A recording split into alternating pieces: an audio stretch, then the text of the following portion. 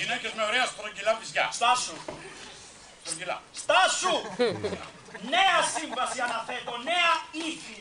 Θέλω να μοιάζει το έργο αυτό σαν της γιαγιάς το παραμύθι. Και από το κάρο σου δίνω ρόλους 2. Το χορό των γερόντων.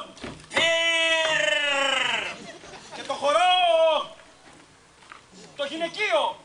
Είδωρ! Και το ρόλο κάθε άλλης γυναίκας νέας αναλαμβάνει ο Ορφέας. Ποια θα είναι η γιαγιά? Μα η Λυσιστράτη φυσικά. Το παραμύθι της γιαγιάς Αχάδη, του Άδη θα παλύνει το σκοτάδι εμπρός. Γιαγιά Καλυσιστράτη, εσύ ξεκίνα παραμυθένια επανάσταση στην ξεροκέφαλη Αθήνα.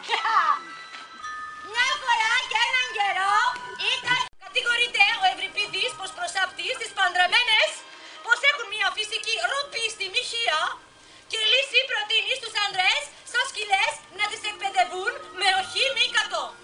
Εγώ πάντως με λουρί χωρίς λουρί την ουρά μου την κουνάω σε όποιον έχει μπριζολάκι.